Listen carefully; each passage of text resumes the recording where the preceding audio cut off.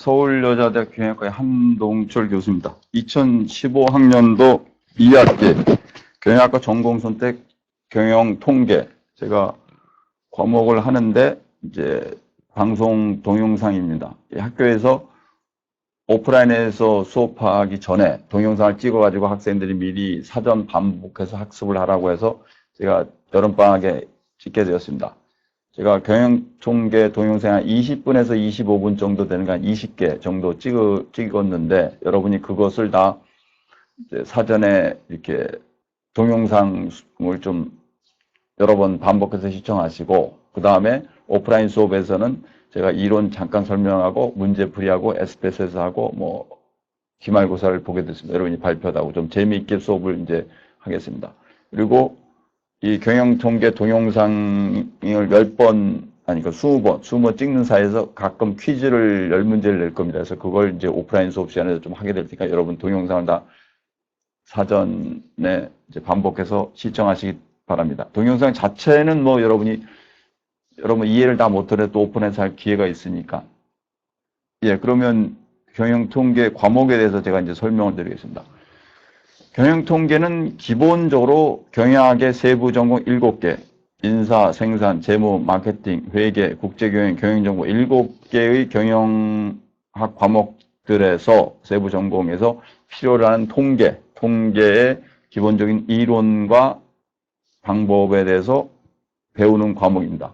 경영에서는 통계를 많이 쓰는 과목이 없습니다. 통계를 많이 쓰는 과목들이 무슨 뭐 인사도 설문지란 많이 쓰고 생산하는 품질 관리에서 많이 쓰고 재무는 뭐 전체 통계를 회계 분석으로 많이 쓰고 그다음에 마케팅도 마케팅 조사나 뭐 계량 마케팅에서 쓰고 그다음에 회계에서도 다 쓰고 그다음에 국제경영 경영정보 안 쓰는 데가 없죠.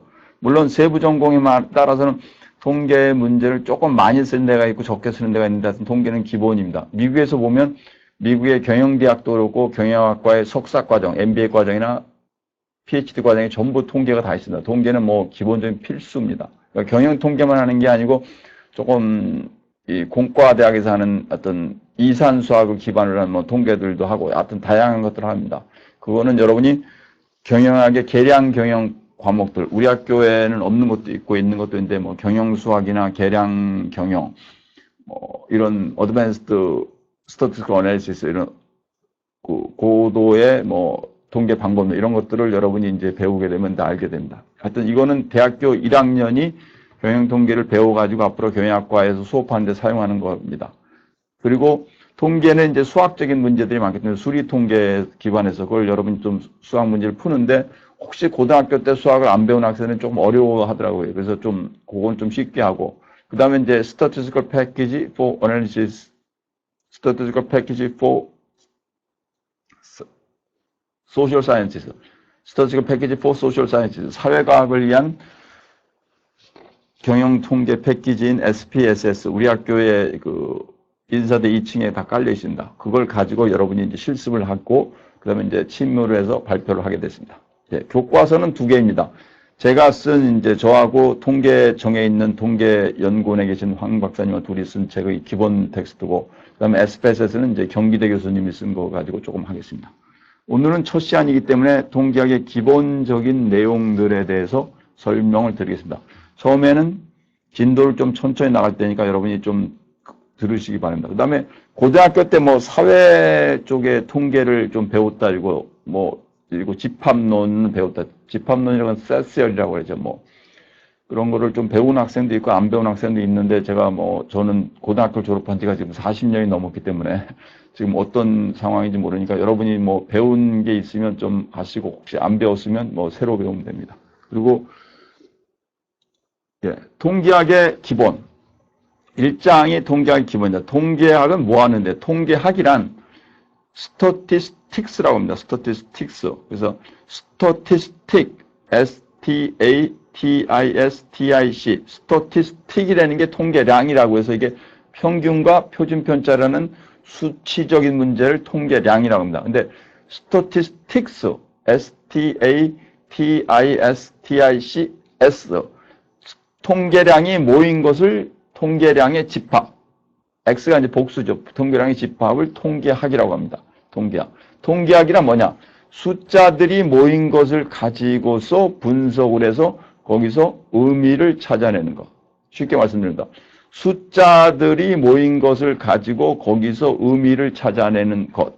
수학은 뭐 아리스토텔레스 때부터 해갖고 아주 오래됐죠. 뭐 오래되고 철학의 일부에 대해서 쭉 오다가 수학이 뭐 중세시대 1500년대에 많이 발전하다가 1800년도에 독일 쪽에서 이 통계학이 좀 많이 발전했다고 합니다. 지금도 스웨덴 쪽이랑 아주 강하죠. 그쪽에서 발전했다가 그 다음에 1900년대 미국으로 넘어와가지고 미국이 뭐 요새 이제 학문을 많이 주도하니까 미국에서 통계학이 발전을 많이 했습니다. 요새 뭐 영국도 다 하고 제 아들은 이제 호주에서 경영학 학사를 했는데 거기서도 통계학을 다 배웠고 우리 딸은 이제 영국에 유학을 가는데 영국에 이제 뭐 아마 경영학을 할 것 같은 우리 딸도 영국 가는데도 통계학을 한다 그리고 뭐 전 세계가 다 하는 거죠. 통계학은 경영학을 활용하는 데 하나의 주요한 도구입니다. 숫자를 분석해서 거기서 난 의미를 파악하는 것. 이게 이제 통계학의 핵심 내용이 되겠습니다. 통계학, 스태티스틱스의 어원은 라틴어에서 국가라는 의미라는 스테이터스에서 유래되었다. 오랜 시간 동안 통계는 한 국가의 지표에서 경제, 연구, 뭐 전체 쭉 하죠. 이거는 이제 경제 통계가 됩니다. 경제. 그럼 경제 통계나 경영 통계는 차이가 있느냐? 별로 차이가 없습니다. 근데 이제 경제 통계는 국가적인 측면에 적용을 하는 거고, 경영 통계는 기업적인 측면에 이제 적용하는 게 조금 내용이 좀 다르죠. 그래서 국가는 이제 거시적인 분석을 하기 때문에 그쪽에서 조금 쓰는 것들이 있고, 경영학에서는 그런 거 그쪽에서 안 쓰고, 그 다음에 경제는 설문지 분석이 거의 없습니다. 근데 경영학은 뭐 설문지 분석이 워낙 많으니까 설문지 분석에서는 이제 매트릭스 같은 거, 심리 통계 기법을 쓰게 됩니다. 경제학 하시는 분들은 그쪽을 잘 안 하는데 경제학을 하는 심리 통계나 아니면 소셜 매트릭스, 사회 통계를 가져다 경영학에서 많이 쓰게 되죠. 그런 것도 있고, 그것만 나중에 이제 여러분이 분석을 하게 되면 이제 알게 될 겁니다. 통인과 뭐 계에서 했다. 통계학은 불확실한 상황에서 정보를 수집, 분석해서 추정과 검증을 통하여 올바른 의사결정의 방법을 연구하는 학문이다. 요 줄. 제가 조금 시간을 들 테니까 요 줄을 읽어보십시오.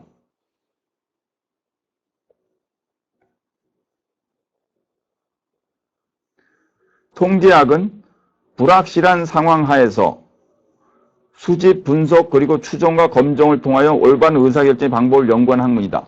확실하면 통계가 필요합니까? 필요 없죠. 그렇죠? 어느 기업이 두 달 있으면 매출액이 얼마가 확실하게 나온다. 298억이 나온다. 그럼 뭐 예측할 필요 없죠. 근데 인생은 항상 불안하죠. 불확실하고. 그죠? 우리나라도 어떻게 될지 모르고, 환율이 어떻게 될지, 기업이 어떻게 될지 모르고, 전부 다 미래는 불확실한 겁니다. 불확실한 상황을 줄이기 위해서는 통계가 필요로 한 겁니다. 수집을 하고 분석하고, 그리고 추정과 검증. 이게 중요한 겁니다. 통계 자료를 수집해서 분석합니다. 그리고 추정과 검증. 아주 쉽게 먼저 말씀드리면, 요새는 자료는 이제 두 가지가 있는데요. 2차 자료라는 게 있고 1차 자료라는 게 있습니다. 2차 자료는 세컨더리 데이터라는데 기본적으로 남들이 구해놓은 자료. 그래서 교육부에서 대한민국 대학교의 경영학과 학생들의 뭐 과목을 배우는 거에 뭐 이런 거는 교육부가 다 정해놓은 자료죠. 그건 자료 2차 자료. 남들이 구해놓은 자료. 이건 뭐 비용이 싸죠. 그냥 갖다 쓰면 되는데 잘 안 맞는 경우가 많습니다. 1차 자료는 뭐냐? 우리가 설문을 통해서 구하는 자료. 그래서 서울여자대학교 경영학 전공, 부전공, 복수전공, 일반 선택을 하는 학생들이 취업을 하는데 어떤 걸 원하는지를 추정하는 거. 이걸 이제 설문문서. 이거 1차 자료로 합니다. 그래서 2차 자료는 좀 싸고, 근데 좀 부정확하고, 2차 자료는 좀 싸고 부정확하고, 싸고 불정확하고, 1차 자료, 프라이머리 데이터는 상당히 비싸고 정확하죠. 2차 자료하고 1차 자료를 수집하는 겁니다. 여기 2학기에 하는 경영통계 수업에서는 2차 자료를 가지고 갑니다. 2차 자료. 여러분이 뭐 설문지를 수집할 필요 없이 아직 1학년들이 많고, 물론 고학년들 듣게 하지만 그냥 2차 자료. 쉽게 말해서 인터넷에서 서치가 가능한 자료들 많습니다. 여러분이 이제 우리 학생들이 자기 세부 전공을 전부 논의해가지고 수업 시간에 물어볼 거나 저는 뭘 좋아해요? 저는 무슨 과목 좋아해요? 무슨 과목 좋아해요? 그래서 세부 전공별로 팀을 짜가지고 그 팀에서 필요한 인사관리다 그러면 뭐 인사관리 짬 모빌리티, 직무 이동 관계, 그 다음에 뭐 직무 만족과 뭐 뭐 직무 만족과 그다음에 성과 뭐 이런 게 관계 이런 거는 저기 기업 통계에 보면 다 있습니다.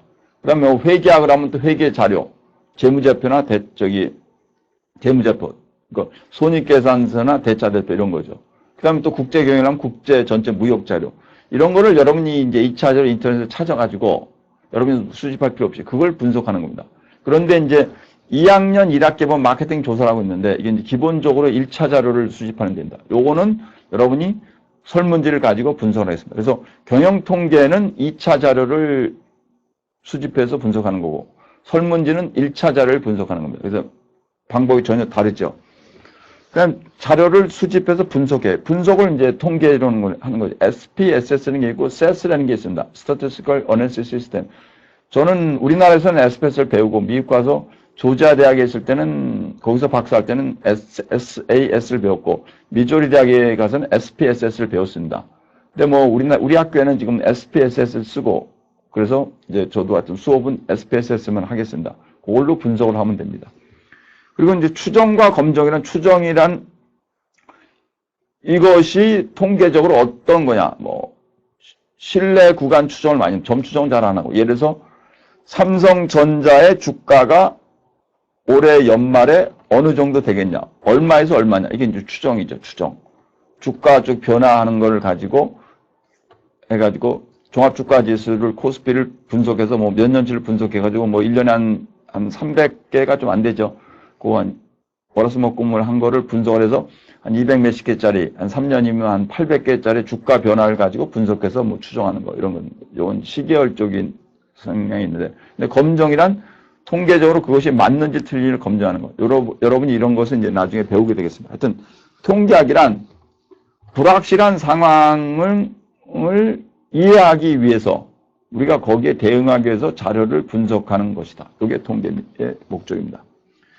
통계학이란 통계 자료를 수집 분석해서 현상을 파악하고 논리를 입증할 수 있는 자료과학이다. 자료과학을 데이터 사이언스라 합니다. 데이터 사이언스. 뭐 요새 뭐 사이언스를 워낙 많이 보니까 인포메이션 테크놀로지, 정보기술이라 할 때 요새는 정보과학, 인포메이션 사이언스라고 하고 데이터 사이언스, 자료과학을 이제 데이터 사이언스라 하죠. 주로 통계 기반입니다. 그래서 데이터 마이닝과 요새는 빅데이터. 그래서 통계학이 요새 많이 발전하니까 데이터 마이닝이라는 게 있습니다. 좀 상당히 어려운 기법을 쓰는데 뭐 디스크멘트를 쓰고 그런데 어느 정도 설명을 해드리겠습니다. 그다음 빅데이터. 빅데이터는 수많은 데이터, 인터넷에 올라오는 테라가 넘는 제타 데이터를 분석하는 거. 그거는 제가 지금 그 컴퓨터 전공하신 분들과 MIS 하시는 분들과 같이 해가지고 지금 빅데이터 책을 또 쓰고 있는데 그것도 조금 설명을 드리겠습니다. 근데 이제 학교에서 하기에는 아직 많고 여러분은 기본 통계를 다 하고 나서 데이터 마이닝과 빅데이터 조금 하는 정도, 이 정도가 되겠습니다. 그걸 다 포함해서 자료과학이라고 합니다. 숫자로 표현되는 각종 자료들이 흩어져 있는 것을 통합해서 하나의 분석의 틀을 만들고 그것을 각종 기법들을 분석해서 새로운 어떤 의미를 찾아내는 학문적인 접근이 통계학이다.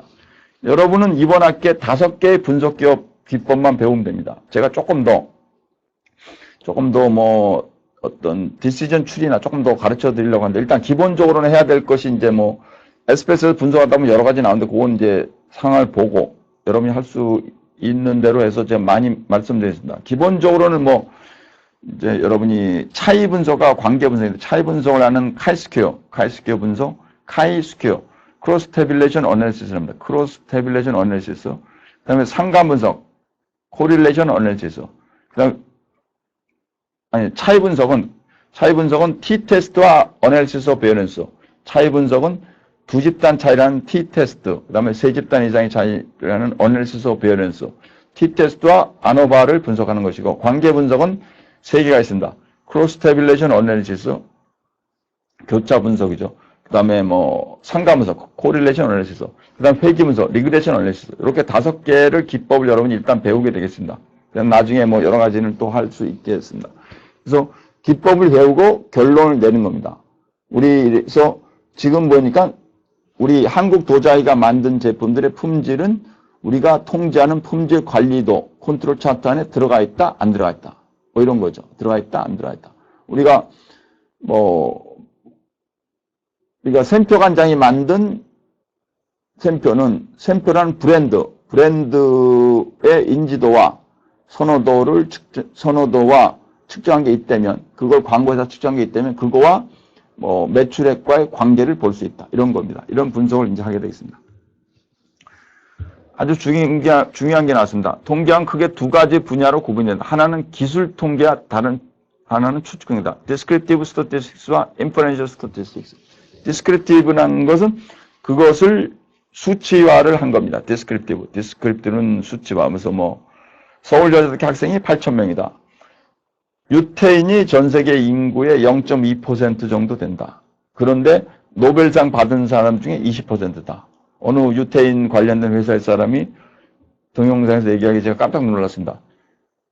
주이시라 하죠. 미국 가면 이제 주라는데 he is a Jew, 그러면 이런 he is a Jew 뭐 이런 얘기를 많이 쓰는데 주라는 게 이제 유태인 주이시라 그러죠. 유태인 사람들 후츠바나 기프츠 이런 걸 얘기하는 유태인 사람들이 있는데 전 세계 인구의 0.2%라. 그래서 제가 생각해 보니까 전 세계 인구가 70억이면 1,400명 된다는 얘기고, 이스라엘이 한 700만 명 있고, 나머지 유태인들이 전 세계 흩어지는데 미국에 많습니다. 하여튼. 근데 노벨상을 받은 사람이 20%다. 그럼 0.2%가 20% 받으면 엄청나게 많이 받은 거죠. 엄청나게 많이 받았죠. 이게 기술 통계입니다. 기술 통계입니다. 중국의 인구가 얼마다? 기술 통계다. 이거 기술 통계고, 추측 통계란 어떤 추측을 해가지고 그것이 맞는지 틀리는지를 추정을 하는 것이냐. 추정. 누가 범죄를 했다, 안 했다. 그죠? 이런 범죄에서도 기업체에서는 A 방법을 쓰는 것과 B 방법을 쓰는 것, 어느 것이 더 기업에 더 성과가 날 것인가. 이런 거죠. 그죠? 연공서열제를 하는 것과 능력급제를 하는 것이 어느 것이 기업에 더 성과가 날 것인가. 과거에는 연공서열제를 많이 했습니다. 우리나라 거의 다 일본의 영향을 받아서. 최근에는 능력급제를 많이 하죠. 능력급제를 하면 연봉제를 하고 되는 거죠. 그래서 그거에 연공서열제를 한 직장과 능력급제를 한 직장이 직원들의 근속 연수와 성과를 비교해 봤더니 어느 쪽이 더 낫더라. 그래서 이제 추정을 하는 거예요. 추정. 왜 그러냐면 확실한 걸 모르기 때문입니다. 확실한 걸 왜 모르냐. 연공서열제를 하는 직장이 예를 들어서 우리나라에 1,200만 개다. 연봉제를 하는 직장이 뭐 직장에서 다니는 사람이 한 500만 명이다. 우리나라의 근로자가 1,700만 명이 넘는다고 하는데요. 그래서 연공서열제를 하는 직장에 다니는 사람이 1,200만 명이다. 그 중에서 1,200만 명 중에 1,200명 뽑아요. 그럼 10,000명 중에 하나 뽑는 거예요. 1,200만 명 중에서 1,200명을 뽑아. 그 다음 능력급제. 능력급제를 하는 연공서열제가 아니고 어떤 능력급제를 하는 결과에 연동한 능력급제를 하는 직장이 500만, 직장에 다니는 사람이 500만 명이다. 그 중에서 500명을 뽑아. 그렇죠. 거기도 10,000명이 하나씩. 그 다음에 1,200명과 500명을 비교해. 그러면 정확한 건 모르지. 그리고 모집단 1,200만 명에서 1,200명 뽑고 500만 명에서 500명을 뽑아 추정을 하는데 그것이 거의 다 결과가 맞습니다. 랜덤 추정을 하면 거의 결과가 맞고 그래서 우리가 그냥 쓰고 있는 거죠. 그러나 정확한 건 모르죠. 정확한 건 해봐야 하는 거고. 일단 여기서 1,200만 명 중에서 1,200명 뽑는 것이 신뢰할 수 있느냐. 500만 명 중에서 500명 뽑는 게 신뢰할 수 있나. 신뢰를 할 수 있나. 지금 통계학이 뭐 100년 이상을 해가지고 제가 구간 추정을 여러 번 해봤는데 미국에서 교수들하고 같이 해보면 상당히 신뢰된다. 95% 신뢰돼 플러스 마이너스 2.1이다. 이렇게 되면 어떻게 됩니까? 95 플러스 마이너스 2.1이면 92.9에서 97.1. 92.9%에서 97.1%의 신뢰도로, 그러니까 100%라는 신뢰도는 이 세상에 존재는 안 하죠. 신뢰도로서 92.9에서 97.1의 신뢰도로서 이것은 상당히 신뢰가 가능하다. 이렇게 결론을 내는 겁니다. 추정. 또 다른 문제는 우리 학생들이 약간 불편해하는데 심리적으로 1,200명과 500명을 비교하는 게 되냐? 별 차이 없습니다. 왜? 평균이기 때문에. 평균은 큰 차이 없습니다. 1,200명 전체의 수치를 더한 것과 500명 전체를 수치를 더한 것을 각각 나누는데 1,200명 더한 걸 1,200으로 나누고 500명 더한 걸 500으로 나누기 때문에 큰 차이가 없습니다. 두 가지는 완전히 구분되는 것이 아니라 서로 긴밀하게 연결되어 있다. 그러나 목적이 다른 측면이 있다. 기술 통계를 하고 나서 추정 통계를 합니다. 근데 보통은 이제 추론 통계를 더 많이 하죠. 추측 통계.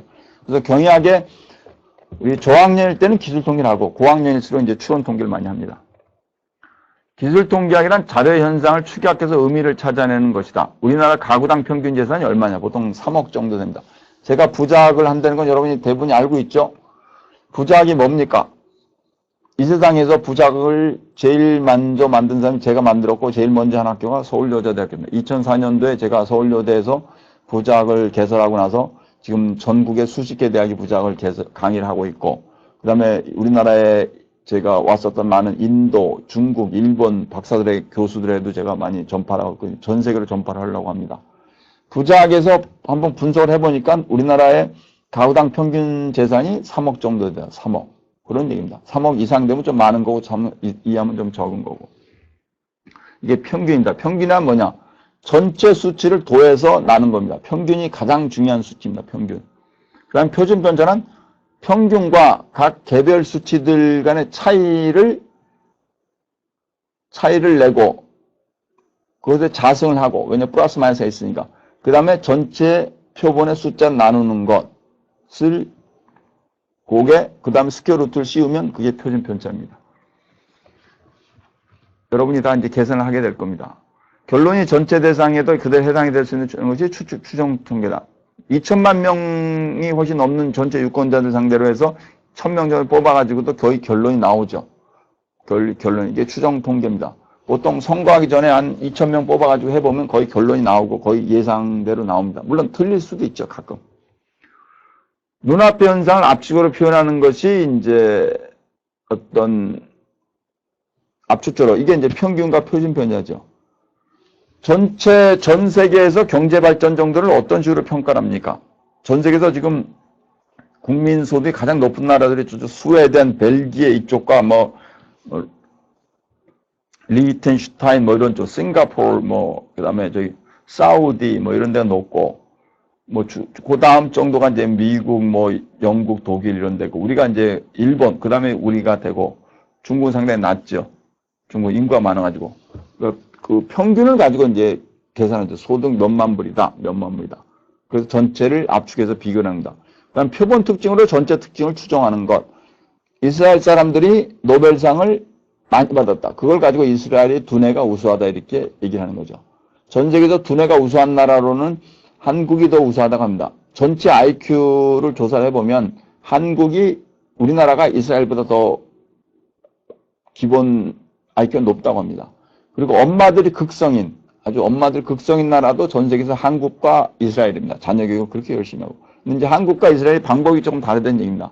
결론은 거의 올라갈 때까지는 한국이 거의 다 잘했는데 올라간 이유는 이스라엘이 더 많이 한다. 제가 하나를 말씀드리면, 제가 미국에서 박사하면서 느낀 것이, 이스라엘 출신의 사람들은 머리가 똑똑하지 않은 면도 조금 있는데 계속 물어봐요. 질문을. why 그리고 우리나라는 거의 안 물어봐요. 이게 차이를 많이 만듭니다.